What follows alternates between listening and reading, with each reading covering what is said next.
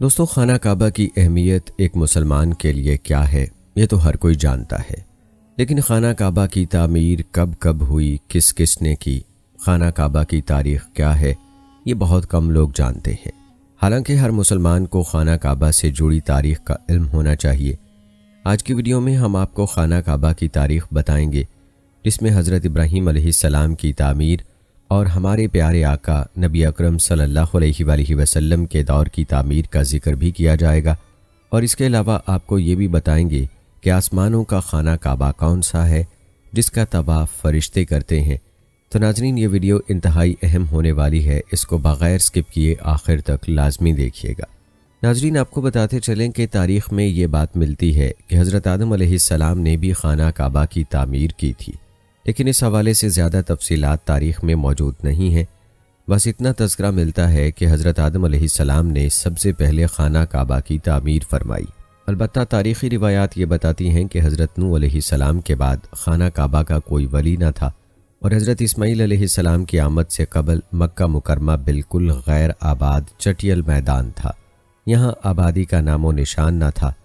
خانہ کعبہ کی بنیادوں کے نشانات بھی باقی نہ رہے تھے۔ پھر اللہ تعالیٰ نے حضرت ابراہیم علیہ السلام کو حکم دیا کہ وہ اپنے پیارے بیٹے حضرت اسماعیل علیہ السلام کو یہاں آباد کریں۔ چنانچہ حضرت ابراہیم علیہ السلام نے اللہ کے حکم کے تحت اپنے ننھے بیٹے اسماعیل علیہ السلام کو ان کی والدہ ماجدہ حضرت حاجرہ علیہ السلام کے ہمراہ اس جگہ لا کر چھوڑ دیا جہاں آج مکہ مکرمہ کا شہر آباد ہے۔ اس وقت اس بیاباں جگہ پر کسی قسم کی زندگی کا کوئی سامان موجود نہیں تھا۔ دور دور تک نہ تو کوئی انسان دکھائی دیتا تھا اور نہ ہی کہیں پانی موجود تھا۔ حضرت ابراہیم علیہ السلام اپنی بیوی اور بچے کے پاس کھجور کا ایک تھیلا اور پانی کا ایک مشکیزہ چھوڑ گئے تھے۔ حضرت حاجرہ علیہ السلام اس مشکیزے سے پانی پیتی رہیں اور اپنے بچے کو دودھ پلاتی رہیں۔ پھر جب مشکیزے کا پانی ختم ہو گیا اور ماں بیٹا پیاس کی شدت سے پریشان ہوئے تو حضرت حاجرہ علیہ السلام پانی کی تلاش میں صفا و مروہ کے درمیان دوڑتی ہوئی اللہ تعالیٰ سے مدد مانگتی رہیں۔ چنانچہ اللہ تعالیٰ نے حضرت اسماعیل علیہ السلام کے قدموں کے قریب ایک چشمہ نمودار فرما دیا۔ حضرت حاجرہ علیہ السلام نے اس پانی سے اپنی اور اپنے بچے کی پیاس بجھائی اور پھر انہوں نے اس کے گرد ایک بند باندھ دیا۔ اس کے بعد دونوں ماں بیٹا وہاں زندگی بسر کرنے لگے۔ ناظرین، کہا جاتا ہے کہ اس وقت مکہ مکرمہ اگرچہ غیر آباد تھا، مگر اس کے گرد و نواح میں جرہم اور عمالقہ کے قبائل آباد تھے۔ ایک روز قبیلہ جرہم کے کچھ لوگوں کا ادھر سے گزر ہوا۔ انہوں نے جب دور سے ایک پرندے کو منڈلاتے دیکھا تو آپس میں کہنے لگے، یہ پرندہ ضرور پانی پر چکر لگا رہا ہے۔ اس کے لیے یہ حیران کن بات تھی، کیونکہ وہ اس وادی کے واقف کار تھے اور اچھی طرح سے جانتے تھے کہ اس جگہ پانی موجود نہیں ہے۔ پھر انہوں نے اپنے 2 آدمی تصدیق کے لیے بھیجے۔ واپس آ کر ان آدمیوں نے پانی کی موجودگی کی خبر دی۔ چنانچہ ان لوگوں نے وہاں آ کر حضرت حاجرہ علیہ السلام سے اس جگہ سکونت اختیار کرنے کی اجازت مانگی۔ حضرت حاجرہ علیہ السلام نے اجازت دی، مگر یہ شرط بھی رکھی کہ پانی کی ملکیت پر ان لوگوں کا کوئی حق نہ ہوگا۔ ان لوگوں نے یہ شرط مان لی اور اپنے اہل خانہ کو لا کر یہاں آباد ہو گئے۔ اس طرح سے یہاں کچھ گھر بن گئے۔ پھر جب حضرت اسماعیل علیہ السلام جوان ہوئے تو انہوں نے قبیلہ جرہم کی ایک عورت سے نکاح کر لیا۔ حضرت ابراہیم علیہ السلام وقتاً فوقتاً اپنے بیٹے سے ملنے آتے رہتے تھے۔ روایات بتاتی ہیں کہ حضرت ابراہیم علیہ السلام مکہ آتے تو قیام نہ کرتے، مگر تیسری بار پھر تشریف لائے تو اللہ کا حکم تھا کہ تعمیر کعبہ کریں۔ پہنچے تو حضرت اسماعیل علیہ السلام کو درخت کے سائے تلے زمزم کے پاس بیٹھے پایا۔ آپ تیر بنا رہے تھے۔ حضرت اسماعیل علیہ السلام نے دیکھا تو کھڑے ہو گئے۔ باپ بیٹے بغل گیر ہوئے۔ حضرت ابراہیم علیہ السلام نے فرمایا، بیٹا، اللہ تعالیٰ نے مجھے ایک حکم دیا ہے۔ حضرت اسماعیل علیہ السلام بولے، تو اطاعت کیجئے۔ فرمایا، کیا تو میری مدد کرے گا؟ کہا، کیوں نہیں؟ حضرت اسماعیل علیہ السلام نے کہا، اللہ تعالیٰ نے مجھے حکم دیا ہے کہ یہاں ایک گھر بناؤں۔ حضرت اسماعیل علیہ السلام پتھر لاتے جاتے تھے اور حضرت ابراہیم علیہ السلام بناتے جاتے تھے۔ جب تعمیر ذرا بلند ہو گئی تو حضرت اسماعیل علیہ السلام ایک پتھر اٹھا کر لائے تاکہ آپ اس پر کھڑے ہو کر تعمیر کریں۔ یہی مقام ابراہیم علیہ السلام کہلایا۔ دونوں باپ بیٹے دعا کرتے جاتے تھے کہ اے پروردگار، ہم سے قبول فرما، تو سننے اور جاننے والا ہے۔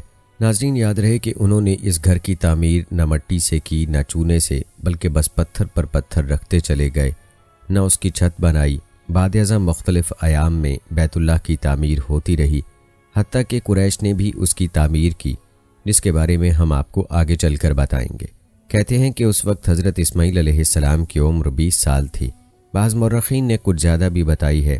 روایات میں آتا ہے کہ حضرت ابراہیم علیہ السلام نے حجر کو بیت اللہ کے پہلو میں حضرت اسماعیل علیہ السلام کی بکریوں کا باڑا بنایا تھا اور اس پر پیلو کی چھت تھی۔ ناظرین، روایات بتاتی ہیں کہ پہلے بیت اللہ کی جگہ ایک سرخ ٹیلا تھا جسے اکثر سیلاب ادھر ادھر سے کاٹتا رہتا تھا۔ جب حضرت ابراہیم علیہ السلام تعمیر خانہ کعبہ سے فارغ ہو گئے تو انہوں نے حضرت اسماعیل علیہ السلام سے ایک ایسے پتھر کا مطالبہ کیا جسے بطور علامت کے رکھ سکیں تاکہ وہ آغاز طواف کے لیے بطور نشانی کے استعمال ہو سکے۔ کہتے ہیں کہ حضرت جبرائیل علیہ السلام اس پتھر کو ابو قبیس پہاڑ سے لائے تھے۔ آپ علیہ السلام نے اس مقام پر رکھ دیا جہاں وہ اب قائم ہے۔ روایت ہے کہ یہ بہت زیادہ روشن تھا۔ حضرت جبرائیل علیہ السلام نے تمام مقام دکھائے، پھر اللہ تعالیٰ نے حکم دیا کہ لوگوں کو حج کے لیے پکاریں۔ اعلان کر دیجئے لوگوں کو حج کے لیے، وہ آئیں گے پیدل اور اونٹنیوں پر سوار جو آئیں گی ہر وسیع گہرے راستے سے۔ ناظرین، ابن کثیر رحمہ اللہ اس آیت کی تفسیر میں لکھتے ہیں کہ حضرت ابراہیم علیہ السلام نے کہا، پروردگار، میری آواز لوگوں تک کیسے پہنچ سکتی ہے؟ اللہ تعالیٰ نے فرمایا، آپ پکاریے، ہم آپ کی پکار کو لوگوں تک پہنچا دیں گے۔ تفسیر جلالین میں ہے کہ حضرت ابراہیم علیہ السلام نے ابو قبیس پہاڑ پر چڑھ کر پکارا، اے لوگو، اللہ تعالیٰ نے ایک گھر بنایا ہے اور تم پر حج فرض کیا ہے، لہٰذا تم اپنے پروردگار کو لبیک کہو۔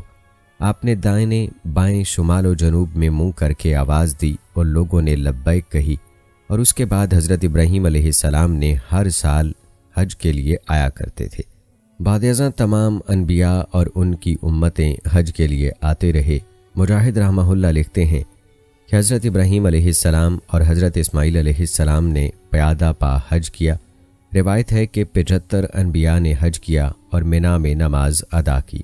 ناظرین، یاد رہے کہ بیت اللہ کا طواف مسلمانوں کے لیے ایک عظیم عبادت ہے۔ ابن عباس رضی اللہ تعالی عنہ سے روایت ہے کہ نبی اکرم صلی اللہ علیہ وآلہ وسلم نے فرمایا، اللہ اس گھر پر ہر دن رات میں 120 رحمتیں نازل فرماتا ہے، 60 طواف کرنے والوں کے لیے، 40 نمازیوں کے لیے اور 20 دیکھنے والوں کے لیے۔ اسی طرح حضرت حسان بن عطیہ نے فرمایا، ہم نے نبی اکرم صلی اللہ علیہ وآلہ وسلم کے اس قول میں غور کیا تو معلوم ہوا کہ یہ سب رحمتیں طواف کرنے والوں کے لیے ہیں، کیونکہ وہ طواف بھی کرتا ہے، نماز بھی پڑھتا ہے اور کعبہ کی طرف دیکھتا بھی ہے۔ ناظرین، کسی نے کیا ہی اچھا کہا ہے، خانہ کعبہ میں طرح طرح کی فضیلتیں ہیں، گھر والا ہی انہیں جانتا ہے۔ جو کوئی یہاں اپنی خطاؤں سے ڈر کر آیا، اللہ اس کی حفاظت کرتا ہے۔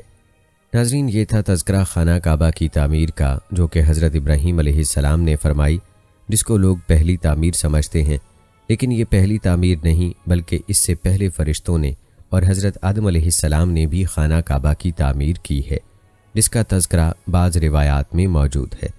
خانہ کعبہ کی تاریخ میں حضرت ابراہیم علیہ السلام کی تعمیر کے بعد جس تعمیر کو زیادہ اہمیت ہے وہ قریش کے دور کی تعمیر ہے، جو کہ نبی اکرم صلی اللہ علیہ وآلہ وسلم کے زمانے میں ہوئی۔ ناظرین، ہم آپ کو یہ بھی بتائیں گے کہ خانہ کعبہ کی تعمیر جو ابراہیم علیہ السلام کے دور میں ہوئی، اس کے بعد خانہ کعبہ کی حاکمیت کس کس کے پاس رہی، لیکن پہلے تذکرہ کرتے ہیں قریش کے دور میں خانہ کعبہ کی تعمیر کا۔ ناظرین، روایات بتاتی ہیں کہ جب آپ صلی اللہ علیہ وآلہ وسلم کی عمر 35 سال ہوئی تو مکہ میں زبردست سیلاب آیا۔ قریش نے سیلاب سے محفوظ رہنے کے لیے ایک بند بنا رکھا تھا، مگر یہ سیلاب اس قدر زبردست تھا کہ بند توڑ کر کعبے میں داخل ہو گیا۔ پانی کے زبردست ریلے اور پانی کے اندر جمع ہونے کی وجہ سے کعبے کی دیواروں میں شگاف پڑ گئے۔ اس سے پہلے ایک مرتبہ دیواریں آگ لگ جانے کی وجہ سے کمزور ہو چکی تھیں، اور یہ واقعہ اس طرح ہوا تھا کہ ایک مرتبہ کوئی عورت کعبے کو دھونی دے رہی تھی کہ اس آگ میں سے ایک چنگاری اڑ کر کعبے کے پردوں تک پہنچ گئی۔ اس سے پردوں کو آگ لگ گئی اور دیواریں تک جل گئیں۔ اس طرح دیواریں بہت کمزور ہو گئی تھیں۔ یہی وجہ تھی کہ سیلاب نے ان کمزور دیواروں میں شگاف کر دیے تھے، اور انہی شگافوں کی وجہ سے قریش نے یہ محسوس کیا کہ خانہ کعبہ کی نئے سرے سے تعمیر ہونی چاہیے۔ اس تعمیر کے بارے میں بات کرنے سے پہلے آپ کو خانہ کعبہ کے خزانے کے بارے میں ایک روایت بتاتے ہیں۔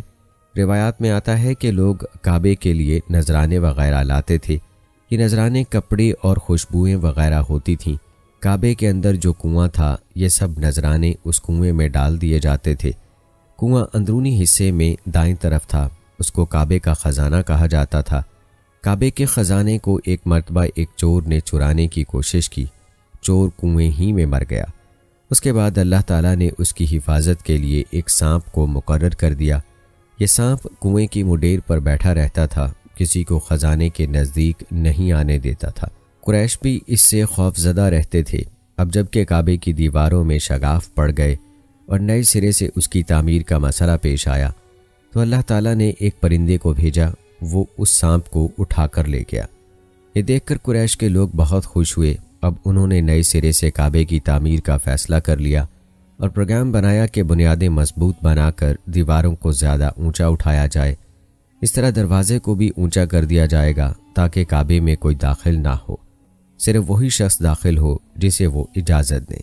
اب انہوں نے پتھر جمع کیے، ہر قبیلہ اپنے حصے کے پتھر الگ جمع کر رہا تھا۔ چندہ بھی جمع کیا گیا۔ چندے میں انہوں نے پاک کمائی دی، ناپاک کمائی نہیں دی۔ مثلاً طوائفوں کی آمدنی، سود کی کمائی، دوسروں کا مال غصب کر کے حاصل کی گئی دولت چندے میں نہیں دی، اور پاک کمائی انہوں نے بلا وجہ نہیں دی تھی۔ ناظرین کہتے ہیں کہ اس کی وجہ ایک خاص واقعہ تھا جس سے وہ اس نتیجے پر پہنچے تھے کہ اس کام میں صرف پاک کمائی لگائی جائے گی۔ وہ واقعہ یوں تھا، ایک قریشی سردار ابو وہب عمر بن عابد نے جب یہ کام شروع کرنے کے لیے ایک پتھر اٹھایا تو پتھر اس کے ہاتھ سے نکل کر پھر اسی جگہ پہنچ گیا جہاں سے اسے اٹھایا گیا تھا۔ اس پر قریشی حیران و پریشان ہوئے۔ آخر خود وہب کھڑا ہوا اور بولا، اے گروہ قریش، کعبے کی بنیادوں میں سوائے پاک مال کے کوئی دوسرا مال شامل مت کرنا۔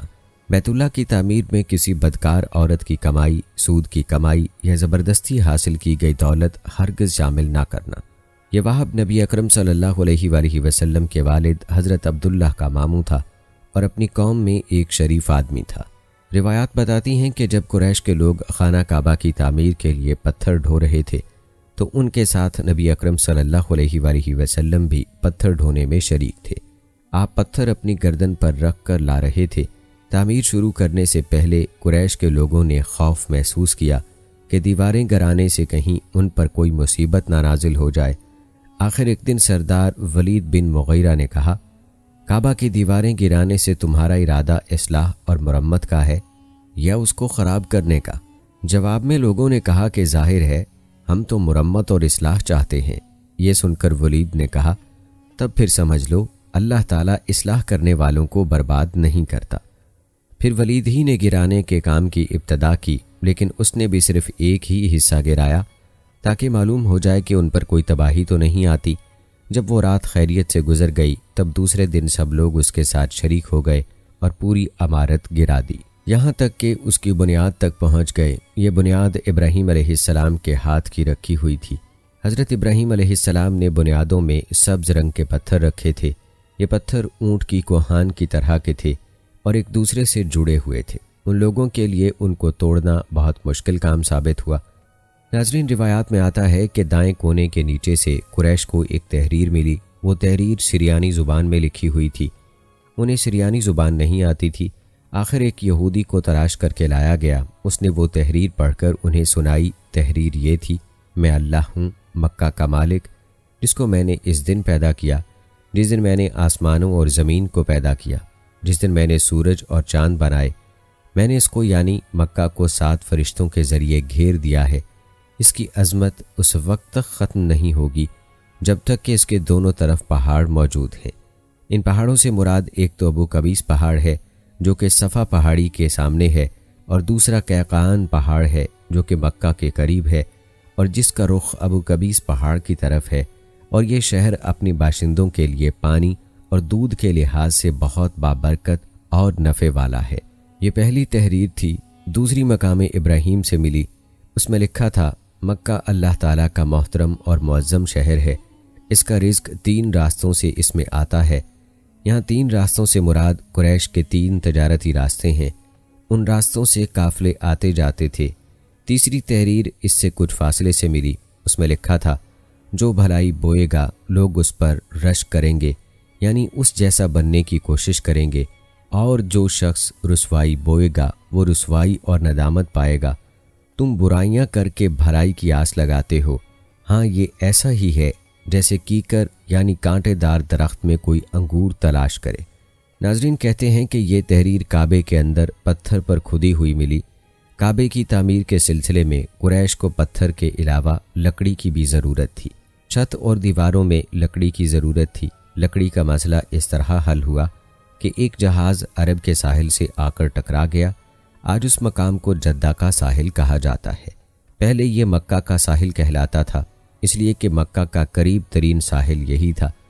ساحل سے ٹکرا کر جہاز ٹوٹ گیا۔ وہ جہاز کسی رومی تاجر کا تھا۔ اس جہاز میں شاہ روم کے لیے سنگ مرمر، لکڑی اور لوہے کا سامان لے جایا جا رہا تھا۔ قریش کو اس جہاز کے بارے میں پتہ چلا تو یہ لوگ وہاں پہنچے اور ان لوگوں سے لکڑی خرید لی۔ اس طرح چھت کی تعمیر میں اس لکڑی کو استعمال کیا گیا۔ ناظرین، یوں خانہ کعبہ کی تعمیر کا کام حجر اسود تک پہنچ گیا، لیکن یہاں پہنچ کر ایک نیا مسئلہ پیدا ہو گیا۔ سوال یہ پیدا ہوا کہ حجر اسود کون اٹھا کر اس کی جگہ پر رکھے گا؟ ہر قبیلہ یہ فضیلت خود حاصل کرنا چاہتا تھا۔ یہ جھگڑا اس حد تک بڑھا کہ مرنے مارنے تک نوبت آ گئی۔ لوگ ایک دوسرے کو قتل کرنے پر تل گئے۔ قبیلہ عبدالدار نے تو قبیلہ عدی کے ساتھ مل کر ایک برتن میں خون بھرا اور اس میں اپنے ہاتھ ڈبو کر کہا حجر اسود ہم رکھیں گے۔ اسی طرح دوسرے قبیلے بھی اڑ گئے، تلواریں نیاموں سے نکل آئیں۔ آخر وہ سب بیت اللہ میں جمع ہوئے۔ ان لوگوں میں ابو امیہ بن مغیرہ تھا، اس کا نام حذیفہ تھا۔ قریش کے پورے قبیلے میں یہ سب سے زیادہ عمر والا تھا۔ یہ ام المومنین سیدہ ام سلمہ رضی اللہ تعالی عنہا کا باپ تھا۔ قریش کے انتہائی شریف لوگوں میں سے تھا۔ مسافروں کو سفر سامان اور کھانا وغیرہ دینے کے سلسلے میں بہت مشہور تھا۔ جب کبھی سفر کرتا تو اپنے ساتھیوں کے کھانے پینے کا سامان خود کرتا تھا۔ اس وقت اس شدید جھگڑے کو ختم کرنے کے لیے اس نے ایک حل پیش کیا۔ اس نے سب سے کہا اے قریش کے لوگوں، اپنا جھگڑا ختم کرنے کے لیے تم یوں کرو کہ حرم کے صفا نامی دروازے سے جو شخص سب سے پہلے داخل ہو اس سے فیصلہ کرا لو۔ وہ تمہارے درمیان جو فیصلہ کرے وہ سب اس کو مان لیں۔ یہ تجویز سب نے مان لی۔ آج اس دروازے کو باب السلام کہا جاتا ہے۔ یہ دروازہ رکن یمانی اور رکن اسود کے درمیانی حصے کے سامنے ہے۔ ناظرین، یہ اللہ کی قدرت تھی کہ اس دروازے سے سب سے پہلے نبی اکرم صلی اللہ علیہ وآلہ وسلم تشریف لائے۔ قریش نے جیسے ہی آپ کو دیکھا پکار اٹھے، یہ تو امین ہیں، یہ تو محمد ہیں، ہم ان پر راضی ہیں۔ اور ان کے ایسا کہنے کی وجہ یہ تھی کہ قریش اپنے آپس کے جھگڑوں کے فیصلے آپ ہی سے کرایا کرتے تھے۔ آپ کسی کی بے جا حمایت نہیں کرتے تھے، نہ بلا وجہ کسی کی مخالفت کرتے تھے۔ پھر ان لوگوں نے اپنے جھگڑے کی تفصیل آپ کو سنائی۔ ساری تفصیل سن کر آپ صلی اللہ علیہ وآلہ وسلم نے فرمایا ایک چادر لے آؤ۔ وہ لوگ چادر لے آئے۔ آپ صلی اللہ علیہ وآلہ وسلم نے اس چادر کو بچھایا اور اپنے دستے مبارک سے حجر اسود کو اٹھا کر اس چادر پر رکھ دیا۔ اس کے بعد آپ نے ارشاد فرمایا ہر قبیلے کے لوگ اس چادر کا ایک ایک کنارہ پکڑ لیں، پھر سب مل کر اس کو اٹھائیں۔ انہوں نے ایسا ہی کیا۔ چادر کو اٹھائے ہوئے وہ اس مقام تک آ گئے جہاں حجر اسود کو رکھنا تھا۔ اس کے بعد نبی اکرم صلی اللہ علیہ وآلہ وسلم نے حجر اسود کو اٹھا کر اس کی جگہ رکھنا چاہا، لیکن عین اسی وقت ایک نجدی شخص آگے بڑھا اور تیز آواز میں بولا بڑے تعجب کی بات ہے کہ آپ لوگوں نے ایک کم عمر نوجوان کو اپنا رہنما بنا لیا ہے، اس کی عزت افزائی میں لگ گئے ہو۔ یاد رکھو یہ شخص سب کو گروہوں میں تقسیم کر دے گا، تم لوگوں کو پارا پارا کر دے گا۔ قریب تھا کہ لوگوں میں اس کی باتوں سے ایک بار پھر جھگڑا ہو جائے، لیکن پھر خود ہی انہوں نے محسوس کر لیا کہ حضور صلی اللہ علیہ وآلہ وسلم نے جو فیصلہ کیا ہے وہ لڑانے والا نہیں، لڑائی ختم کرنے والا ہے۔ چنانچہ حجر اسود کو نبی اکرم صلی اللہ علیہ وآلہ وسلم نے اپنے مبارک ہاتھوں سے اس کی جگہ پر رکھ دیا۔ ناظرین، مورخین نے لکھا ہے یہ نجدی شخص دراصل ابلیس تھا جو اس موقع پر انسانی شکل میں آیا تھا۔ کہتے ہیں جب کعبے کی تعمیر مکمل ہو گئی تو قریش نے اپنے بتوں کو پھر سے اس میں سجا دیا۔ کعبے کی یہ تعمیر جو قریش نے کی چوتھی تعمیر تھی۔ روایات میں آتا ہے کہ سب سے پہلے کعبے کو فرشتوں نے بنایا تھا۔ بعض صحابہ نے فرمایا ہے کہ زمین و آسمان کو پیدا کرنے سے پہلے اللہ تعالیٰ کا عرش پانی کے اوپر تھا۔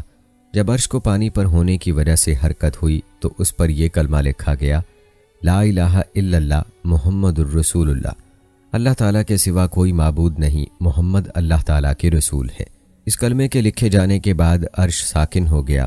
پھر جب اللہ تعالیٰ نے آسمانوں اور زمین کو پیدا کرنے کا ارادہ فرمایا تو اس نے پانی پر ہوا کو بھیجا، اس سے پانی میں موجیں اٹھنے لگیں اور بخارات اٹھنے لگے۔ اللہ تعالیٰ نے ان بخارات یعنی بھاپ سے آسمان کو پیدا فرمایا۔ پھر اللہ تعالیٰ نے کعبے کی جگہ سے پانی کو ہٹا دیا، جگہ خشک ہو گئی۔ چنانچہ یہی بیت اللہ کی جگہ ساری زمین کی اصل ہے اور اس کا مرکز ہے۔ یہی خشکی بڑھتے بڑھتے 7 بر اعظم بن گئی۔ جب زمین ظاہر ہو گئی تو اس پر پہاڑ قائم کیے گئے، اور کہا جاتا ہے کہ زمین پر سب سے پہلا پہاڑ ابو قبیس ہے۔ پھر اللہ تعالیٰ نے فرشتوں کو حکم فرمایا، زمین پر میرے نام کا ایک گھر بناؤ تاکہ آدم کی اولاد اس گھر کے ذریعے میری پناہ مانگے۔ انسان اس گھر کا طواف کریں جس طرح تم نے میرے عرش کے گرد طواف کیا ہے، تاکہ میں ان سے راضی ہو جاؤں۔ فرشتوں نے حکم کی تعمیل کی۔ پھر آدم علیہ السلام نے خانہ کعبہ کی تعمیر شروع کی۔ اس کے بعد حضرت ابراہیم علیہ السلام نے خانہ کعبہ کی تعمیر کی۔ اس طرح قریش کے ہاتھوں پر تعمیر چوتھی بار ہوئی۔ ناظرین، یاد رہے کہ تاریخ میں اس کے بعد بھی خانہ کعبہ کی تعمیر ہوتی رہی ہے اور اس کی توسیع اور تزئین بھی مختلف ادوار میں ہوتی رہی ہے۔ ان تعمیرات کی مختلف تفصیل بھی آپ کو بتاتے ہیں۔ روایات بتاتی ہیں کہ حضرت ابراہیم علیہ السلام کا قائم کردہ بیت اللہ بغیر چھت کے ایک مستطیل نما عمارت تھی، جس کے دونوں طرف دروازے کھلے تھے جو سطح زمین کے برابر تھے، جن سے ہر خاص و عام کو گزرنے کی اجازت تھی۔ اس کی تعمیر میں 5 پہاڑوں کے پتھر استعمال ہوئے تھے، جبکہ اس کی بنیادوں میں آج بھی وہی پتھر ہیں جو ابراہیم علیہ السلام نے رکھے تھے۔ خانہ خدا کا یہ انداز صدیوں تک رہا، تا وقت یہ کہ قریش نے 604 عیسوی میں اس میں حلال دولت کی کمی کی وجہ سے کچھ تبدیلی کی، جس کا تذکرہ اس روایت میں ہوا ہے۔ امام مسلم رحمۃ اللہ علیہ نے حضرت عائشہ رضی اللہ تعالی عنہا سے حدیث بیان فرمائی ہے کہ عائشہ رضی اللہ تعالی عنہا بیان کرتی ہیں کہ میں نے رسول اللہ صلی اللہ علیہ وآلہ وسلم سے حتیم کے بارے میں سوال کیا کہ کیا یہ بیت اللہ کا ہی حصہ ہے؟ تو نبی اکرم صلی اللہ علیہ وآلہ وسلم نے جواب دیا، جی ہاں۔ عائشہ رضی اللہ تعالی عنہا بیان کرتی ہیں، میں نے پوچھا کہ اسے پھر بیت اللہ میں داخل کیوں نہیں کیا گیا؟ تو نبی اکرم صلی اللہ علیہ وآلہ وسلم کا جواب تھا کہ تیری قوم کے پاس خرچے کے لیے رقم کم پڑ گئی تھی۔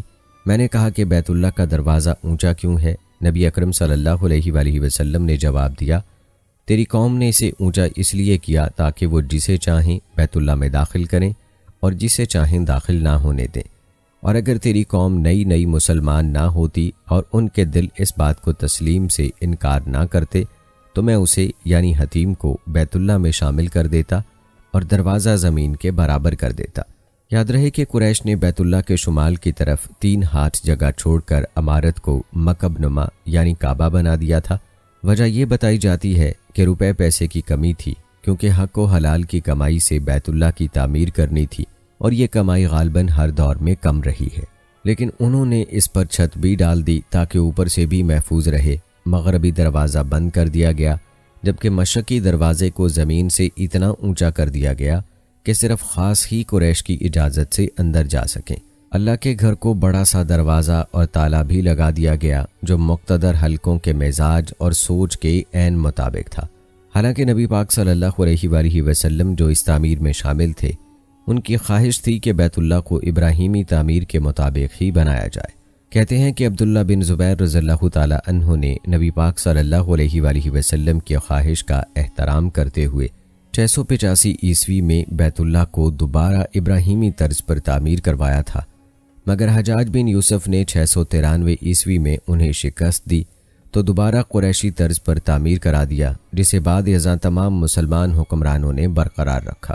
معلوم ہوا کہ پہلے خانہ کعبہ کے 2 دروازے تھے، لیکن اب یہ ایک ہی دروازہ ہے جو کہ زمین سے تقریباً 2.3 میٹر کی بلندی پر ہے، اور اسی دروازے سے وہ لوگ خانہ کعبہ کے اندر داخل ہوتے ہیں جو شاہی مہمان ہوتے ہیں، اور گنے چنے لوگوں کو ہی خانہ کعبہ کے اندر داخلے کی اجازت ملتی ہے۔ ناظرین، بات کی جائے خانہ کعبہ کے اندرونی مناظر کی تو یاد رہے کہ اس دروازے سے داخل ہوتے ہی سب سے پہلی نظر جس چیز پر پڑتی ہے وہ خانہ کعبہ کی چھت ہے۔ یہ چھت لکڑی کے 3 مضبوط ستونوں پر کھڑی ہے۔ ستونوں کی لکڑی دنیا کی مضبوط ترین لکڑیوں میں سے ایک ہے، اور صحابی رسول حضرت عبداللہ بن زبیر رضی اللہ تعالی عنہ نے لکڑی کے یہ تینوں ستون بنوائے تھے۔ گویا اس وقت ان کو 1350 سال گزر چکے ہیں۔ ان کی رنگت گہری بھوری ہے۔ لکڑی کے ہر ستون کا عمود یعنی محیط قریباً 150 سینٹی میٹر اور قطر یعنی موٹائی 44 سینٹی میٹر ہے۔ ان تینوں ستونوں کے درمیان میں ایک پتلی شہتیر نما لٹھ آویزاں ہے اور یہ تینوں کے بیچوں بیچ گزرتی ہے۔ اس پر کعبۃ اللہ کے تحائف اور نوادرات لٹکے ہوئے ہیں۔ اس کے دونوں اطراف کعبہ کی شمالی اور جنوبی دیواریں ہیں۔ ناظرین کرام، یہ تھا تذکرہ خانہ کعبہ کی تعمیرات کے حوالے سے۔ ان تعمیرات کے بعد خانہ کعبہ کی کوئی تعمیر نہیں ہوئی، صرف تزئین کا کام مختلف ادوار میں ہوتا رہا ہے۔ ناظرین، آئیے اب بات کرتے ہیں کہ خانہ کعبہ کی تعمیر کے بعد اس کی حاکمیت کس کے پاس رہی۔ اس کا تاریخی پس منظر ملاحظہ فرمائیں۔ خانہ کعبہ کی اس تاریخ کا جاننا ہر مسلمان کے لیے ضروری ہے۔ ناظرین، یاد رہے کہ خانہ کعبہ کی تعمیر کے بعد اس کی حاکمیت پہلے حضرت ابراہیم علیہ السلام کے پاس رہی اور پھر حضرت اسماعیل علیہ السلام اس کے متولی مقرر ہوئے۔ اس کے علاوہ مکہ مکرمہ کی سرداری بھی حضرت اسماعیل علیہ السلام کے پاس تھی۔ حضرت اسماعیل علیہ السلام کی وفات کے بعد ان کی اولاد میں سے 2 صاحبزادگان یکے بعد دیگرے اپنے باپ کی گدی پر بیٹھے۔ چونکہ حضرت اسماعیل علیہ السلام کی اولاد تعداد میں کم تھی، اس لیے اس کا فائدہ اٹھاتے ہوئے قبیلہ جرہم نے کعبہ کی حاکمیت اور مکہ کی سرداری پر اپنا قبضہ جما لیا۔ قبیلہ جرہم میں سب سے پہلے حضرت اسماعیل علیہ السلام کے سسر مزاز بن عمر مکہ کا والی بنا۔ پھر یہ عہدہ مزاز کی اولاد میں نسل در نسل منتقل ہوتا رہا۔ جو سب سے بڑا ہوتا وہ متولی بن جاتا۔ چونکہ خانہ کعبہ کی تعمیر حضرت ابراہیم علیہ السلام اور حضرت اسماعیل علیہ السلام نے کی تھی، اس لیے ان کی اولاد کو مکہ میں عزت و احترام سے ضرور دیکھا جاتا تھا، مگر ان کے پاس کسی قسم کا کوئی اقتدار یا اختیار نہ تھا۔ حضرت اسماعیل علیہ السلام کے 12 بیٹے تھے، سب نے مکہ میں ہی سکونت اختیار کی اور تجارت کے پیشے سے وابستہ ہوئے۔ گزرتے وقت کے ساتھ ساتھ ان کی تعداد میں اضافہ ہوتا رہا اور کئی قبائل وجود میں آتے گئے۔ پھر یہ قبائل جزیرۃ العرب کے مختلف گوشوں میں آباد ہوتے گئے، بلکہ عرب سے باہر بھی پھیلتے چلے گئے۔ تاہم کچھ بنو اسماعیل نے مکہ کو نہیں چھوڑا اور یہاں مستقل طور پر آباد رہے۔ وقت گزرتا رہا، آل اسماعیل گوشہ گمنامی میں پڑے رہے اور بنو جرہم 2000 سال تک اقتدار پر قابض رہے۔ اس مسلسل اقتدار کے نشے نے انہیں اس قدر مغرور کر دیا کہ وہ بدماشی اور فسق و فجور کے راستے پر چل پڑے۔ بنو جرہم نے بیت اللہ کی حرمت کی پرواہ نہ کرتے ہوئے مکہ میں آنے والے لوگوں پر ظلم و ستم شروع کر دیا۔ وہ کعبہ کے نذرانے کھانے لگے اور کھلم کھلا زناکاری کرنے لگے۔ ان کی یہ بدماشیاں مکہ میں موجود بنو اسماعیل کے لیے ناقابل برداشت ہوتی جا رہی تھیں اور وہ اندر ہی اندر کوڑتے اور بھڑکتے رہے۔ رومیوں نے مصر و شام پر قبضہ کر کے یمن کے تجارتی راستوں پر اپنا تسلط جما لیا تھا۔ اس سے یمن کی تجارت تباہ ہو گئی۔ اس وجہ سے یمن کے کاہلانی قبائل ترک وطن پر مجبور ہوئے۔ ان قبائل میں سے اوس و خزرج مدینہ میں آباد ہوئے، جبکہ قبیلہ بنو خزاعہ نے تہامہ کو اپنا وطن بنا لیا۔ پھر جب بنو خزاعہ نے دیکھا کہ بنو عدنان جو کہ حضرت اسماعیل علیہ السلام کی اولاد میں سے ہی ہیں، بنو جرہم کو سخت ناپسند کرتے ہیں، تو انہوں نے ایک عدنانی قبیلے بنو بکر بن عبد مناف بن کنانہ کو ساتھ ملا کر بنو جرہم کے خلاف اعلان جنگ کر دیا۔ ابھی جنگ شروع نہیں ہوئی تھی کہ بنو جرہم کو عذاب الہی نے بھی آ گھیرا۔ ان کے جسموں پر چھالے نمودار ہوئے اور نکسیر بہنے لگی۔ بہرحال اس کے باوجود وہ اپنے حریف سے خوب لڑے، مگر ان کی کوئی تدبیر بھی کارگر ثابت نہ ہوئی اور ان کو اپنی شکست صاف نظر آنے لگی۔ چنانچہ شکست کے آثار دیکھ کر بنو جرہم کا سردار عامر بن الحارث توبہ کرنے کے لیے کعبہ کے دونوں غزالوں اور رکن کے پتھر کے پاس آیا۔ اس کی دعا کے الفاظ یہ تھے: اے اللہ، ہم تیرے بندے ہیں، ہم تیرے پرانے ہیں، جبکہ یہ لوگ تو نوزائیدہ ہیں۔ ہم نے قدیم سے تیرے شہر آباد کیے ہیں، مگر اس کی توبہ قبول نہ ہوئی۔ مایوس ہو کر اس نے کعبہ کے دونوں ہرن اور حجر اسود زمزم کے کنویں میں ڈال کر اوپر سے اس طرح مٹی ڈال دی کہ زمین برابر ہو گئی اور زمزم کا نشان بھی باقی نہ رہا۔ اس کام سے فارغ ہو کر وہ اپنے قبیلے کو لے کر یمن کی طرف چلا گیا۔ فتح کے بعد بنو خزاع نے مکہ کا اقتدار اکیلے ہی سنبھال لیا۔ انہوں نے بنو بکر کو اپنے ساتھ اقتدار میں بالکل بھی شریک نہیں کیا، البتہ ان کا دل رکھنے کے لیے انہیں 3 خدمتیں دی گئیں۔ وہ 3 خدمتیں عرفہ سے لوگوں کو حج کرانے لے جانا، حاجیوں کو قربانی کے دن مینا لے جانا اور مقدس مہینوں کا التوا تھیں۔ اگرچہ حضرت اسماعیل علیہ السلام کی اولاد میں سے بنو بکر نے بنو جرہم کو مکہ سے بے دخل کرنے کے لیے بنو خزاع کی مدد کی تھی، مگر انہیں اقتدار میں کوئی حصہ نہیں ملا۔ اس طرح اولاد اسماعیل اب بھی مکہ کے اقتدار اور کعبہ کی حاکمیت و حکمرانی سے محروم تھی۔ بنو خزاع کے متعلق بعض علماء کہتے ہیں کہ یہ بھی حضرت اسماعیل علیہ السلام کی اولاد میں سے ہیں۔ بہرحال مکہ پر بنو خزاع کا اقتدار 300 برس تک رہا۔ پھر قصی بن کلاب کا زمانہ آیا، جو کہ حضرت اسماعیل علیہ السلام کی اولاد اور نبی اکرم صلی اللہ علیہ وآلہ وسلم کے آباء و اجداد میں سے تھے۔ ان کا اصل نام زید ہے۔ ان کا شجرہ نسب یہ ہے: قصی بن کلاب بن مرہ بن کعب بن لوی بن غالب بن فہر۔ فہر کا لقب قریش ہے اور انہی کی طرف قبیلہ قریش منسوب ہے۔ بن مالک بن نضر بن کنانہ بن خزیمہ بن مدرکہ بن الیاس بن مزر بن نزار بن ماد بن عدنان۔ نبی اکرم صلی اللہ علیہ وآلہ وسلم کے شجر نسب میں عدنان تک ماہرین انساب کا اتفاق ہے، لیکن اس سے اوپر کے نسب میں اختلاف پایا جاتا ہے۔ یہ اختلاف شمار میں بھی ہے اور ناموں میں بھی ہے۔ البتہ اہل نسب اس پر متفق ہیں کہ عدنان حضرت اسماعیل علیہ السلام بن ابراہیم علیہ السلام کی اولاد میں سے ہیں۔ روایات میں آتا ہے کہ قصی ابھی شیر خوار تھے کہ ان کے والد کلاب فوت ہو گئے۔ ان کی والدہ فاطمہ بنت سعد بن سہل تھیں۔ فاطمہ کے بطن سے کلاب کے 2 بیٹے زہرا اور قصی پیدا ہوئے۔ قصی تو کم سن تھے مگر ان کے بھائی زہرا جوان ہو چکے تھے۔ کلاب کی وفات کے بعد زہرا اور قصی کی والدہ فاطمہ نے قبیلہ قزاع کے ربیہ بن حرام بن خنسہ بن عبد کبیر بن عزرہ بن زید سے شادی کر لی۔ چونکہ قصی شیر خوار تھے اس لیے ان کی والدہ انہیں اپنے ساتھ اپنے خاوند ربیہ کے علاقے شام میں لے گئیں، جبکہ قصی کا بھائی زہرا اپنے علاقے اور اپنی قوم میں ہی رہا۔ فاطمہ کے بطن سے ربیہ کا ایک لڑکا پیدا ہوا۔ قصی کے اس اخیافی بھائی کا نام رضا بن ربیہ تھا۔ ربیہ بن حرام کے 3 اور لڑکے ایک دوسری عورت کے بطن سے بھی تھے، جن کے نام حسن بن ربیہ، محمود بن ربیہ اور جلحمہ بن ربیہ ہیں۔ قصی بن قزاع کے علاقے میں رہتے ہوئے سن بلوغ کو پہنچے۔ وہ خود کو ربیہ بن حرام کی اولاد سمجھتے تھے۔ ایک دن بنو قزاع کے کسی آدمی سے ان کی کچھ تکرار ہو گئی۔ اس قزائی نے طنز کرتے ہوئے قصی سے کہا، تم یہاں غربت میں ہو، تم ہماری قوم سے نہیں ہو، تم اپنے علاقے اور اپنی قوم میں کیوں نہیں چلے جاتے؟ قزائی کی سنزیہ بات سے قصی بڑے رنجیدہ ہوئے، چنانچہ وہ تصدیق کے لیے سیدھے اپنی والدہ کے پاس پہنچے۔ ان کی والدہ نے بیٹے کی بات سن کر کہا، اے میرے بیٹے، غم نہ کر، بخدا تمہاری ذات ان لوگوں سے بہت اعلیٰ ہے۔ تمہارا باپ ان لوگوں سے زیادہ معزز اور شریف ہے۔ تمہارا باپ کلاب بن مرہ بن کعب بن لوی بن غالب بن فہر بن مالک بن نضر بن کنانہ القرشی ہے۔ تمہاری قوم مکہ مکرمہ میں رہتی ہے۔ والدہ کی بات سن کر قصی نے اپنے وطن مکہ مکرمہ میں اپنی قوم کے پاس جانے کا پختہ ارادہ کر لیا۔ پھر والدہ کے مشورے پر ماہ حرام تک وہیں رہے۔ جب لوگ حج کے لیے جانے لگے تو وہ بھی ایک قافلے کے ساتھ مکہ مکرمہ کے لیے روانہ ہو گئے۔ مکہ پہنچ کر انہوں نے فریضہ حج ادا کیا اور پھر مستقل طور پر وہیں قیام پذیر ہو گئے۔ اس وقت کعبہ کا متولی اور مکہ کا امیر حلیل بن حبشی الخرائی تھا۔ قصی نے حلیل کی بیٹی حبئی کے ساتھ شادی کا پیغام بھجوایا۔ حلیل کو جب قصی کے نسب کا علم ہوا تو اس نے بخوشی اپنی بیٹی کی شادی قصی سے کر دی۔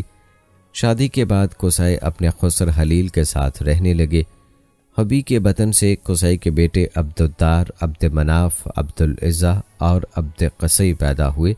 کہتے ہیں بنو خزاع کے خزانہ نامی ایک شخص کے دل میں یہ خیال پیدا ہوا کہ اگر حلیل کی بیٹی حبی کے بطن سے قصی کے زیادہ بیٹے پیدا ہوئے تو پھر حلیل خانہ کعبہ کی حکمرانی اور سربراہی اپنے داماد قصی کو منتقل کر دے گا، اور اس طرح سے خانہ کعبہ سے حاصل ہونے والی تمام آمدنی پر قصی کا قبضہ ہو جائے گا۔ چنانچہ وہ حلیل کے پاس آیا اور اس سے کہا کہ وہ بنی خزاع سے ہے اور قصی بن کنانہ کی نسل سے ہے، اس لیے قصی کے مقابلے میں وہ خانہ کعبہ کی سربراہی کا زیادہ حقدار ہے۔ اگرچہ حلیل کو اس کی بات اچھی نہیں لگی، تاہم پھر بھی اس نے پیار سے اسے سمجھاتے ہوئے کہا، میں ابھی مرا نہیں جا رہا ہوں، اس لیے یہ قضیہ پھر کسی وقت طے کیا جائے گا۔ مگر خزانہ بار بار اصرار کرنے لگا۔ اس نے یہ مطالبہ کیا کہ حلیل کو یہ کام اپنی زندگی میں کر دینا چاہیے۔ اس پر حلیل کو غصہ آ گیا اور اس نے خانہ کعبہ کی سربراہی اس کے نام منتقل کرنے سے صاف انکار کر دیا۔ انکار سن کر خزانہ نے حلیل سے لڑائی کی ٹھان لی۔ اس کی قوم بنو خزاع بھی اس کی حمایت میں حلیل کے خلاف جنگ پر آمادہ ہو گئے۔ یہ صورتحال دیکھ کر حلیل نے بھی بنو کنانہ کو سارا قصہ بیان کر دیا۔ چنانچہ بنو کنانہ قصی اور حلیل کی مدد کے لیے تیار ہو گئے۔ پھر دونوں قبیلوں کے لوگ جہاں جہاں بھی تھے مکہ میں آ کر جمع ہو گئے اور جنگ چھڑ گئی۔ یہ بہت سخت جنگ تھی اور کئی سال تک جاری رہی۔ اس جنگ میں بنو بکر جو کہ حضرت اسماعیل علیہ السلام کی اولاد میں سے تھے بھی بنو خزاع کی حمایت میں نکل آئے۔ اس طرح سے بنو خزاع کی طاقت اپنے حریف کے مقابلے میں بڑھ گئی تھی۔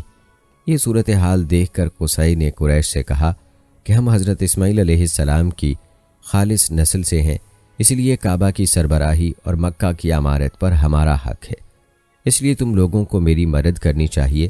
چنانچہ قریش بھی قصی کی حمایت میں اس جنگ میں شریک ہو گئے۔ اس کے علاوہ قصی نے اپنے اخیافی بھائی رضا بن ربیہ بن حرام کو بھی مدد کے لیے پکارا۔ رضا نے اپنی قوم سے اپنے بھائی کی مدد کی درخواست کی۔ رضا کی قوم نے اس کی بات مان لی اور رضا بھی اپنے تینوں بھائیوں اور اپنی قوم کو ساتھ لے کر قصی کی مدد کے لیے مکہ آ گیا۔ اس سے قصی کی طاقت میں بے پناہ اضافہ ہو گیا۔ یہ جنگ اس قدر شدید تھی کہ فریقین کے بے شمار آدمی مارے گئے اور جو زندہ بچ گئے وہ بھی بری طرح سے زخمی تھے۔ اگرچہ اس جنگ میں بنو کنانہ اور بنو قریش کا بہت جانی نقصان ہوا، مگر وہ سب مل کر بنو خزاع اور بنو بکر کو شکست دے کر مکہ سے نکالنے میں کامیاب ہو گئے۔ اس جنگ میں بنی خزاع کے کچھ لوگوں نے قصی کا ساتھ دیا تھا، اس لیے وہ مکہ میں ہی سکونت پذیر رہے۔ اس طرح سے مکہ بنی خزاع سے مکمل طور پر خالی نہیں ہوا تھا۔ بہرحال اس فتح کے نتیجے میں مکہ کی عمارت اور کعبہ کی سربراہی بلا شرکت غیر قصی کے نام منتقل ہو گئی۔ قصی نے فتح کے بعد جہاں جہاں قریش آباد تھے ان سب کو وہاں سے مکہ بلوا لیا۔ اب بنو خزاع کے چھوڑے ہوئے مکان باہر سے آنے والے قریش کے حوالے کر دیے گئے۔ چونکہ قصی کی وجہ سے قریش ایک جگہ اکٹھا ہو گئے تھے، اس لیے قصی کو مجمع کا لقب دیا گیا۔ اس کی قوم نے اس کی اطاعت دل سے تسلیم کر لی۔ اس طرح کعب بن لوی کی اولاد میں قصی وہ پہلا شخص تھا جسے حکومت ملی۔ قصی نے جو کچھ اپنی قوم کے لیے کیا تھا اس سے ان کے عزت و مرتبے میں بے پناہ اضافہ ہوا۔ قریش ان کے ساتھ انتہائی عقیدت و احترام سے پیش آتے۔ ہر عورت و مرد کا بیاہ قصی کے گھر میں ہوتا۔ ہر کام میں قصی سے مشورہ کیا جاتا۔ قریش اپنا کوئی بھی کام قصی سے مشورہ کیے بغیر شروع نہ کرتے۔ کسی غیر قوم سے لڑائی کی صورت میں قصی کے گھر کا کوئی فرد ہی جنگی نشان باندھ کر دیتا تھا۔ الغرض قریش کی زندگی اور موت کے تمام امور قصی کے مشورے اور حکم سے سر انجام پاتے تھے۔ قصی نے مکہ مکرمہ میں ایک گھر تعمیر کروایا جس کا نام دارالندوہ رکھا گیا۔ یہ دراصل قریش کی پارلیمنٹ تھی جس میں ان کے تمام امور طے کیے جاتے تھے۔ قصی بن کلاب نے قریش میں رفادہ کا نظام بھی متعارف کروایا۔ رفادہ دراصل ایک سالانہ ٹیکس یا چندہ تھا جو قریش اپنی آمدن میں سے قصی کے پاس جمع کرواتے تھے۔ اس چندے کی رقم سے حاجیوں کے لیے کھانا پکایا جاتا تھا۔ پھر قصی نے اپنی زندگی میں ہی یہ تمام خدمات اپنے بڑے بیٹے عبدالدار کو سونپ دی۔ اس طرح قصی بن کلاب کی وفات کے بعد عبدالدار مکہ کا سردار بن گیا۔ ناظرین، اس کے بعد باری آتی ہے عبد مناف بن قصی کی۔ یاد رہے کہ قصی بن کلاب کے بیٹوں میں سے ایک بیٹے کا نام عبد مناف ہے۔ نبی اکرم صلی اللہ علیہ وآلہ وسلم انہی عبد مناف کی اولاد میں سے ہیں۔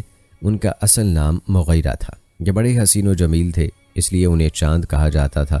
جب عبد مناف کا بھائی اور مکہ کا سردار عبدالدار فوت ہو گیا تو عبد مناف کے بیٹوں اور عبدالدار کے پوتوں کے درمیان مکہ کی سرداری کے لیے جھگڑا ہو گیا۔ تاہم خوش قسمتی سے مکہ کے با اثر لوگوں کی بروقت مداخلت سے یہ جھگڑا زیادہ طویل نہیں ہوا۔ پھر معززین مکہ کی طرف سے جو فیصلہ کیا گیا وہ دونوں فریقین کے لیے قابل قبول تھا۔ اس فیصلے کی روح سے عبد مناف کے بیٹے عبد شمس کو ٹیکس وصولی، حاجیوں کی میزبانی اور آب رسانی کی ذمہ داریاں تفویض کی گئیں، اور عبدالدار کے پوتوں کو محکمہ دفاع اور دارالندوہ کی نگرانی کی ذمہ داریاں دی گئیں۔ پھر تھوڑے ہی دن بعد عبد مناف کے بیٹے عبد الشمس نے اپنے ذمہ تمام حکومتی امور اپنے چھوٹے بھائی ہاشم بن عبد مناف کے سپرد کر دیے۔ نبی اکرم صلی اللہ علیہ وآلہ وسلم انہیں ہاشم بن عبد مناف کی اولاد میں سے ہیں۔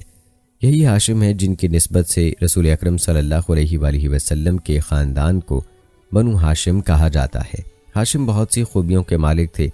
وہ اپنی تجارت، دولت اور سخاوت کی وجہ سے بڑی شہرت رکھتے تھے۔ انہوں نے اپنے فرائض بڑی خوش اسلوبی سے سر انجام دیے۔ وہ ہمیشہ وافر مقدار میں حجاج کے لیے کھانا پکواتے اور چرمی حوضوں میں پانی بھروا کر سبیل لگواتے۔ ہاشم نے قریش کے لیے تجارت کے ذرائع بھی پیدا کیے۔ انہوں نے روم اور حبش کے بادشاہوں سے خط و کتابت کر کے قریش کو تجارتی سامان پر ٹیکس کی چھوٹ دلوائی۔ اس طرح سے قریش پہلے سے زیادہ تجارت کی طرف مائل ہوئے اور ان کے تجارتی قافلے یمن، شام اور ایشیائی کوچک تک جانے لگے۔ اس سے نہ صرف قریش کی دولت میں اضافہ ہوا بلکہ اندرون ملک اور بیرون ملک ان کا اثر و رسوخ بھی بڑھ گیا۔ یاد رہے کہ ہاشم کا اصل نام عمر تھا۔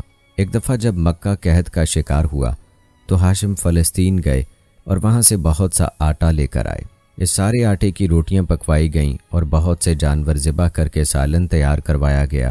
پھر روٹیوں کا چورا کر کے سالن میں مکس کر کے لوگوں کو کھلایا گیا۔ تب سے ان کا نام ہاشم مشہور ہو گیا۔ ہاشم اور ان کا بھائی عبد الشمس جڑواں پیدا ہوئے تھے۔ پیدائش کے وقت ایک کی انگلی دوسرے کی پیشانی سے چمٹی ہوئی تھی، لہٰذا انگلی کاٹ کر دونوں کو الگ کیا گیا۔ اس انقطاع سے خون بہہ نکلا۔ اس پر یہ پیشین گوئی کی گئی کہ یہ آپس میں خون ریزی کریں گے، مگر یہ پیشین گوئی ان دونوں بھائیوں سے متعلق تو درست ثابت نہ ہوئی۔ البتہ ان کی اولادیں ہمیشہ ایک دوسرے سے نبرد آزما رہیں۔ اختلاف کا آغاز سب سے پہلے امیہ بن عبد شمس سے ہوا۔ قصہ کچھ اس طرح سے ہے کہ جب ہاشم نے لوگوں کی دعوت کی اور روٹیوں کا چورا کر کے سالن میں مکس کر کے لوگوں کو کھلایا تو اس پر امیہ بن عبد شمس کے دل میں حسد پیدا ہوا۔ اس کے پاس بھی بہت دولت تھی، اس نے بھی بڑے اہتمام سے دعوت کی، مگر وہ اپنے چچا ہاشم سے زیادہ اچھی دعوت نہ کر سکا۔ کچھ لوگوں نے اس کا مذاق بھی اڑایا۔ امیہ کو بہت زیادہ غصہ آیا اور وہ اپنے چچا کا دشمن بن گیا۔ اس نے مطالبہ کیا کہ پنچایت بلا کر فیصلہ لیا جائے کہ کس کی دعوت زیادہ اچھی تھی۔ ہاشم کو اپنی عزت اور بزرگی کی وجہ سے امیہ کا یہ طرز عمل پسند نہ آیا، مگر قریش نے انہیں پنچایت بلانے پر آمادہ کر لیا۔ ہاشم نے یہ شرط رکھی کہ اگر پنچایت کا فیصلہ اس کے حق میں آیا تو پھر امیہ کو 50 اونٹ قربان کرنا پڑیں گے اور 10 سال کے لیے مکہ سے جلا وطن بھی ہونا پڑے گا۔ امیہ نے فوراً یہ شرط مان لی۔ پھر پنچایت بلائی گئی۔ کان الخرائی کو حاکم بنایا گیا۔ اس نے ہاشم کی دعوت کو امیہ کی دعوت سے زیادہ بہتر قرار دیا۔ چنانچہ شرط کی پہلی شک کے مطابق امیہ نے 50 اونٹ ہاشم کے حوالے کر دیے، جنہیں ہاشم نے مکہ کی تلہٹی میں ذبح کر دیا۔ پھر شرط کی دوسری شک کے مطابق امیہ شام چلا گیا، جہاں وہ 10 سال رہا۔ یہی وہ پہلا واقعہ تھا جس سے بنو ہاشم اور بنو امیہ کے درمیان عداوت کا آغاز ہوا، اور پھر یہ عداوت نسلوں تک برقرار رہی۔ ایک دفعہ ہاشم تجارت کے سلسلے میں ملک شام کے لیے روانہ ہوئے۔ اس سفر میں آپ نے پہلا پڑاؤ مدینہ میں کیا۔ یہاں ہر سال ایک بازار لگتا تھا۔ آپ بھی بازار میں گئے، جہاں آپ نے ایک حسین و جمیل عورت دیکھی جو اپنی حرکات و سکنات سے کسی معزز اور شریف گھرانے کی لگتی تھی۔ جب ہاشم نے کسی شخص سے اس کے بارے میں معلومات حاصل کیں تو پتہ چلا کہ وہ قبیلہ بنی نجار سے ہے اور اس کا نام سلمہ ہے۔ ہاشم نے اس کے لیے شادی کا پیغام بھجوایا جو منظور کر لیا گیا اور نکاح ہو گیا۔ شادی کے بعد آپ نے کچھ دن اپنی بیوی کے پاس گزارے اور پھر ملک شام روانہ ہو گئے۔ ناظرین، اب باری آتی ہے عبد المطلب بن ہاشم کی۔ ہاشم مدینہ سے روانہ ہو کر غزہ پہنچے، وہاں آپ کا انتقال ہو گیا۔ ان کی بیوی سلمہ کو حمل رہ گیا تھا، جس سے ہاشم کا لڑکا پیدا ہوا۔ ان کا نام شیبہ رکھا گیا۔ بعد میں یہی شیبہ عبد المطلب کے نام سے مشہور ہوئے۔ سلمہ کے علاوہ پہلی بیوی سے بھی ہاشم کی اولاد تھی۔ بیٹوں میں اسد، ابو سیفی اور نزلہ، جبکہ بیٹیوں میں شفا، خالدہ، ضعیفہ، رقیہ اور جنتہ ہیں۔ ہاشم کی وفات کے بعد ان کا منصب ان کے بھائی مطلب بن عبد مناف کو ملا۔ ادھر شیبہ مدینہ میں پرورش پاتے رہے اور مکہ میں بنو ہاشم کا کوئی فرد بھی ان کے وجود سے ایک عرصے تک آگاہ نہیں تھا۔ ایک دفعہ مکہ کا کوئی باشندہ کسی کام سے مدینہ گیا۔ مدینہ میں اس نے کچھ لڑکوں کو تیر اندازی کرتے ہوئے دیکھا۔ ان لڑکوں میں شیبہ بھی موجود تھے۔ اس وقت ان کی عمر 10 سال سے زیادہ ہو چکی تھی۔ شیبہ کا ہر تیر نشانے پر لگ رہا تھا اور وہ فخر سے کہتے تھے، میرا باپ ہاشم ہے، میں مکہ کے رئیس کا بیٹا ہوں۔ وہ آدمی غور سے شیبہ کو دیکھنے لگا، پھر وہ ان کے قریب آیا اور بڑے پیار اور ادب سے مخاطب ہوا، بیٹا تم کون ہو؟ میں شیبہ بن ہاشم بن عبد مناف ہوں، شیبہ نے جواب دیا۔ پھر وہ آدمی اپنے کام سے فارغ ہو کر مکہ واپس روانہ ہو گیا۔ مکہ پہنچ کر وہ سیدھا مطلب بن عبد مناف کے پاس پہنچا۔ مطلب اس وقت حجر میں موجود تھے۔ اس نے مطلب کو بتایا، تمہارے بھائی ہاشم کا بیٹا اس وقت مدینہ میں لاوارث پڑا ہے، تم اسے اپنے پاس لے آؤ۔ اس کی بات سن کر مطلب نے کہا، خدا کی قسم میں اس وقت تک گھر نہیں جاؤں گا جب تک اپنے بھتیجے کو نہ لے کر آؤں۔ پھر مطلب اسی آدمی کی ناکہ لے کر وہیں سے مدینہ روانہ ہو گئے۔ مدینہ پہنچ کر وہ بنی نجار کے محلے میں آئے۔ قبیلے کی چوپال کے احاطے میں انہوں نے کچھ لڑکوں کو گیند سے کھیلتے دیکھا۔ وہاں شیبہ بھی کھیل رہے تھے۔ مطلب نے دیکھتے ہی اپنے بھتیجے کو پہچان لیا۔ البتہ انہوں نے مزید تسلی کے لیے وہاں موجود کچھ لوگوں سے دریافت کیا۔ ایک آدمی نے تصدیق کرتے ہوئے کہا، ہاں یہ ہاشم کا بیٹا اور تمہارا بھتیجا ہے، اگر تم اسے اپنے ساتھ لے جانا چاہتے ہو تو ابھی یہیں سے لے جاؤ، اگر اس کی ماں کو پتہ چل گیا تو وہ اسے کبھی بھی تمہارے ساتھ نہیں جانے دے گی، پھر ہم بھی اسے روکنے پر مجبور ہو جائیں گے۔ یہ سن کر مطلب نے پیار سے شیبہ کو آواز دی، اے میرے بھتیجے، میں تمہارا چچا ہوں، میں ہاشم کا بھائی ہوں، میں تمہیں لینے آیا ہوں، میرے ساتھ اپنی قوم کے پاس چلو۔ اتنا کہہ کر انہوں نے اونٹنی بٹھا دی۔ شیبہ اچھل کر ناکہ کے پچھلے حصے پر سوار ہو گئے۔ تھوڑا چلنے کے بعد مطلب کو خیال آیا کہ اس کی ماں کو بتائے بغیر اس طرح لے جانا مناسب نہیں ہوگا۔ چنانچہ وہ شیبہ کی رہنمائی میں سلمہ کے پاس آئے۔ انہوں نے سلمہ سے اپنے بھتیجے کو ساتھ لے جانے کی اجازت مانگی، مگر سلمہ نے انکار کر دیا۔ وہ اپنے بچے کو خود سے جدا کرنے پر تیار نہ تھیں۔ مطلب نے بھی ان کا پیچھا نہ چھوڑا اور شیبہ کو اپنے ساتھ لے جانے کے لیے اصرار کرتے رہے۔ آخر انہوں نے سلمہ سے کہا، یہاں تمہارا بیٹا غربت میں ہے، جبکہ میں اس کو اس کے باپ ہاشم کی حکومت دلوانے کے لیے لے کر جا رہا ہوں، یہ اللہ کے حرم کی طرف جا رہا ہے۔ مطلب کی یہ بات سلمہ کو اچھی لگی۔ حقیقت میں بھی ایسا ہی تھا، کیونکہ اپنی قوم میں جانے کی وجہ سے جو عزت، مرتبہ اور مقام شیبہ کو حاصل ہو سکتا تھا وہ مدینہ میں رہ کر ممکن نہیں تھا۔ اب سلمہ نے خوش دلی سے شیبہ کو اپنے چچا مطلب کے ساتھ جانے کی اجازت دے دی۔ جب سلمہ نے اجازت دے دی تو مطلب اپنے بھتیجے کو لے کر واپس مکہ کے لیے روانہ ہو گئے۔ مطلب اپنے بھتیجے کے ساتھ مکہ میں داخل ہوئے۔ انہوں نے شیبہ کو اپنے ساتھ اونٹ پر بٹھا رکھا تھا۔ لوگوں نے اس سے پہلے کبھی شیبہ کو نہیں دیکھا تھا، اس لیے انہوں نے ان کو مطلب کا غلام سمجھا اور ان کو عبد المطلب کہہ کر پکارنے لگے۔ مطلب لوگوں کو سمجھاتے کہ یہ میرا غلام نہیں ہے، میرا بھتیجا ہے اور ہاشم کا بیٹا ہے، مگر شیبہ کا نام عبد المطلب ہی مشہور ہو گیا اور لوگ ہمیشہ انہیں عبد المطلب کے نام سے ہی پکارتے رہے۔ بہرحال عبد المطلب اپنے چچا مطلب کے ہاں پرورش پا کر جوان ہوئے۔ پھر جب مطلب وفات پا گئے تو ان کے مناصب پر عبد المطلب مطمئن ہوئے۔ پھر عبد المطلب نے اپنی قوم میں اپنے باپ دادا سے بھی زیادہ قدر و منزلت حاصل کی۔ ان کی قوم انہیں دل سے چاہتی تھی اور ہمیشہ ان کے ساتھ عزت و احترام سے پیش آتی۔ مطلب کی وفات کے بعد عبد المطلب کے ایک دوسرے چچا نوفل بن عبد مناف نے عبد المطلب سے جھگڑا کیا۔ ایک کنویں کے سلسلے میں تنازعہ ہوا جو کہ عبد المطلب کا تھا، مگر نوفل نے اس پر زبردستی قبضہ کر لیا۔ عبد المطلب نے اس بارے میں اپنی قوم سے مدد مانگی، مگر کسی نے بھی ان کی مدد نہ کی۔ اب عبد المطلب نے مجبوراً مدینہ میں اپنے ننیال کو خط لکھ کر صورتحال سے آگاہ کیا اور مدد کی درخواست کی۔ لہٰذا خط پڑھتے ہی عبد المطلب کا ماموں ابو اسد ابن عدس النجاری 80 سوار لے کر مکہ روانہ ہو گیا۔ عبد المطلب کو اپنے ماموں کے آنے کی اطلاع مل گئی تھی، اس لیے وہ استقبال کے لیے مکہ کے باہر پہنچ گئے۔ انہوں نے ابو اسد کو گھر لے جانا چاہا، مگر اس نے جواب دیا کہ جب تک نوفل سے مٹ بھیڑ نہ ہو جائے گی تب تک وہ کہیں قیام نہیں کرے گا۔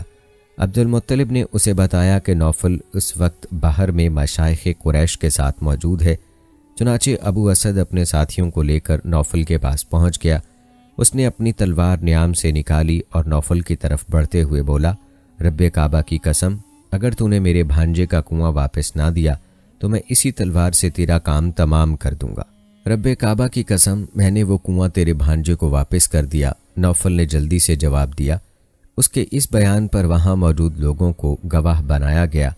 اس طرح سے حضرت عبد المطلب کا کنواں انہیں واپس ملا۔ پھر ابو اسد حضرت عبد المطلب کے ساتھ چلا گیا۔ اس نے مکہ میں حضرت عبد المطلب کے پاس 3 دن قیام کیا اور عمرہ کر کے واپس مدینہ چلا گیا۔ ناظرین، پہلے بھی ہم آپ کو بتا چکے ہیں کہ امیہ بن عبد شمس نے ہاشم بن عبد مناف کی مخالفت کر کے بنو ہاشم اور بنو عبد شمس کے درمیان مستقل دشمنی کی بنیاد رکھ دی تھی۔ اب نوفل نے حضرت عبد المطلب کے ماموں ابو اسد سے جو ہزیمت اٹھائی تھی، اس کا اسے بڑا دکھ تھا۔ اس لیے اس نے بنو ہاشم اور بنو عبد شمس کے درمیان موجود منافرت سے فائدہ اٹھانے کا فیصلہ کیا۔ چنانچہ اس نے بنو عبد شمس کو بنو ہاشم کے خلاف باہمی تعاون پر اکسایا۔ بنو عبد شمس کے لیے بھی یہ پیشکش بڑی پرکشش تھی، لہٰذا بنو عبد شمس اور بنو نوفل کے درمیان ایک معاہدہ تحریر ہوا، جس کی روح سے دونوں خاندان بنو ہاشم کے خلاف ہمیشہ ایک دوسرے کے حلیف رہنے کے پابند تھے۔ جب یہ بات عبد المطلب کے علم میں آئی تو انہوں نے بھی دوسرے قبائل کو اپنا حلیف بنانے کا فیصلہ کیا۔ چنانچہ انہوں نے بھی بنو خزاعہ کو اتحاد کی دعوت دی، جسے بنو خزاعہ نے منظور کر لیا۔ اس طرح سے ان دونوں قبیلوں کے مابین بھی ایک معاہدہ تحریر ہوا، جس کی روح سے دونوں قبیلے بنو نوفل اور بنو عبد شمس کے خلاف ہمیشہ ایک دوسرے کے حلیف رہنے کے پابند ہوئے۔ ناظرین، روایات میں آتا ہے کہ جب بنو جرہم کو شکست ہوئی تو انہوں نے مکہ سے نکلتے وقت کعبہ کے دونوں ہرن اور حجر اسود زمزم کے کنویں میں ڈال کر اوپر سے مٹی ڈال کر زمزم کا نشان ختم کر دیا تھا۔ تب سے زمزم کا کنواں بند پڑا ہوا تھا۔ بنو جرہم نے ایسا کیوں کیا، اس کی مکمل تفصیل آگے چل کر بیان کریں گے۔ البتہ آپ کو بتاتے چلیں کہ زمزم کو دوبارہ جاری کرنے کی سعادت حضرت عبد المطلب کو ملی۔ یہ واقعہ اس طرح ہے کہ ایک مرتبہ حضرت عبد المطلب نے خواب دیکھا۔ خواب میں انہیں زمزم کا کنواں کھودنے کا حکم دیا گیا اور جگہ کی نشاندہی بھی کی گئی۔ چنانچہ انہوں نے اسے اللہ کے حکم سمجھتے ہوئے صبح ہوتے ہی کھدائی شروع کر دی۔ قریش نے جب حضرت عبد المطلب کو کھدائی کرتے دیکھا تو انہوں نے کہا کہ ہمیں بھی اس کام میں شریک کر لو۔ حضرت عبد المطلب نے انہیں جواب دیا کہ میں تمہیں اس کام میں شریک نہیں کر سکتا، کیونکہ صرف مجھے ہی اس کام کے لیے مخصوص کیا گیا ہے۔ اس پر قریش ان سے جھگڑنے لگے۔ جب تنازع بڑھ گیا تو کسی عمر رسیدہ آدمی نے مشورہ دیا کہ اس کا فیصلہ بنو سعد کی کاہنہ عورت سے کروایا جائے۔ چنانچہ قریش بنو سعد کی طرف روانہ ہو گئے، مگر راستے میں اللہ تعالیٰ کی طرف سے کچھ ایسی علامات دکھائی گئیں جن سے وہ سمجھ گئے کہ زمزم کی کھدائی کا کام صرف عبد المطلب کے ساتھ ہی مخصوص کیا گیا ہے اور قدرت اس کام میں کسی اور کی شراکت پسند نہیں کرتی۔ بہرحال حضرت عبد المطلب زمزم کا کنواں کھودنے میں کامیاب ہو گئے اور حاجیوں کو ایک بار پھر زمزم پلانے کا بندوبست ہو گیا۔ روایات بتاتی ہیں کہ کھدائی کے دوران انہوں نے وہ تلواریں، زرہیں اور سونے کے دونوں ہرن برآمد کر لیے جو بنو جرہم زمزم کے کنویں میں دفن کر گئے تھے۔ ناظرین، روایات میں آتا ہے کہ تلواروں کو پگھلا کر کعبے کا دروازہ بنایا گیا اور سونے کے دونوں ہرن بھی پتھروں کی شکل میں تبدیل کر کے دروازے پر چڑھا دیے گئے۔ روایات میں یہ بھی آتا ہے کہ زمزم کی کھدائی کے سلسلے میں ہونے والے اسی تنازع کے موقع پر حضرت عبد المطلب نے منت مانی تھی کہ اگر اللہ تعالیٰ نے انہیں 10 بیٹے عطا کیے اور وہ ان کے دشمنوں سے لڑنے کے قابل ہو گئے تو وہ اپنے ایک بیٹے کو کعبہ کے پاس قربان کریں گے۔ پھر وقت گزرتا رہا، اللہ تعالیٰ نے حضرت عبد المطلب کو 10 بیٹے عطا فرمائے۔ ان کے سب سے چھوٹے بیٹے حضرت عبداللہ کی شادی حضرت آمنہ سے ہوئی، جن کے بطن سے رسول اکرم صلی اللہ علیہ وآلہ وسلم پیدا ہوئے۔ نبی اکرم صلی اللہ علیہ وآلہ وسلم کے والدین ان کے بچپن میں ہی وفات پا گئے۔ کچھ عرصہ حضرت عبد المطلب اپنے یتیم پوتے کی پرورش کرتے رہے۔ آخر کار حضرت عبد المطلب بھی وفات پا گئے۔ اب رسول اکرم صلی اللہ علیہ وآلہ وسلم کی پرورش کی ذمہ داری ان کے چچا حضرت ابو طالب کو ملی۔ آپ صلی اللہ علیہ وآلہ وسلم اپنے اس شفیق چچا کی زیر سایہ پرورش پا کر جوان ہوئے اور اسی شفیق چچا نے آپ صلی اللہ علیہ وآلہ وسلم کی شادی حضرت خدیجہ رضی اللہ تعالی عنہا سے کی۔ پھر جب آپ صلی اللہ علیہ وآلہ وسلم کی عمر مبارک 35 سال ہوئی تو قریش نے خانہ کعبہ کو ازسر نو تعمیر کیا۔ حجر اسود کی تنصیب کے وقت ان میں زبردست اختلاف ہوا، نوبت خون ریزی تک پہنچ گئی۔ آخر کار نبی اکرم صلی اللہ علیہ وآلہ وسلم کو اس معاملے میں حکم بنایا گیا۔ چنانچہ آپ صلی اللہ علیہ وآلہ وسلم نے جو فیصلہ کیا اسے تمام قبائل نے پسند کیا اور اس واقعے کو ناظرین ہم تفصیل کے ساتھ آپ کو بتا چکے ہیں۔ تو یہ تھی ہماری آج کی ویڈیو، امید کرتے ہیں کہ آپ کو پسند آئی ہوگی۔ ہماری آج کی اس ویڈیو کے متعلق اپنی رائے کا اظہار کمنٹ باکس میں لازمی کیجیے گا۔ مجھے اگلی ویڈیو تک کی اجازت دیں۔ فی امان اللہ۔